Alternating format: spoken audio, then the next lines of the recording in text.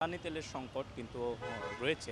দেখা যাচ্ছে যে দীর্ঘ সময় এই তেল পাম্পগুলোতে গাড়ির লাইন আমরা দেখতে পাচ্ছি, লম্বা লাইন। ভোররাত থেকে অনেকে এসে দাঁড়িয়ে আছেন। আমরা আপনাদের দেখানোর চেষ্টা করছি রাজধানীর পরিবার থেকে, যেখানে কিন্তু আমরা দেখছি শত শত গাড়ি দাঁড়িয়ে আছে। এখানে জরুরি সেবা যারা দিয়ে থাকেন, চিকিৎসক সহ মিডিয়া কর্মীরা, তাদের গাড়িও কিন্তু রয়েছেন। আমরা দেখেছি রাতভর কিন্তু এই পাম্পগুলোতে গাড়ির সিরিয়াল থাকে, তারা লম্বা লাইন দিয়ে দাঁড়িয়েও তারপর যে তেল নিতে হচ্ছে। অনেকগুলো পাম্পে আমরা ঘুরেছি, সেই পাম্পগুলোতে কিছু কিছু পাম্পে এরকমও হয়েছে যে পুরো যে চাহিদার আলোকে তাদের তেল পাচ্ছে না। ফলে যেই জায়গাটা হচ্ছে যে দীর্ঘ সময় লাইনে দাঁড়িয়ে থেকেও চাহিদার মতো তেল পাচ্ছে না।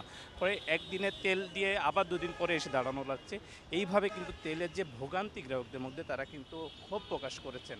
পাশাপাশি গাড়ির পাশাপাশি আমরা যদি বাইকের কথা বলি, বাইকের লম্বা সিরিয়াল সবগুলো পাম্পে আমরা দেখতে পেয়েছি। তারা পর্যাপ্ত তেল নিতে পারছে না, যে কারণে তাদেরকে বারবার এসে এখানে ভোগান্তির শিকার হতে হচ্ছে বলে কিন্তু তারা দাবি করেছেন। এদিকে মালিকরা যারা রয়েছেন, তারা তাদের জায়গা থেকে যতটুকু জানাচ্ছেন যে তাদের সামর্থ্যের আলোকে সবটুকু তেল তারা দেওয়ার চেষ্টা করছেন, যাতে ভোগান্তি না হয় গ্রাহকদের, সেই বিষয়টিও দেখার চেষ্টা করছেন। সব কিছু মিলিয়ে এই ছিল আমার কাছে সবশেষ অবস্থা।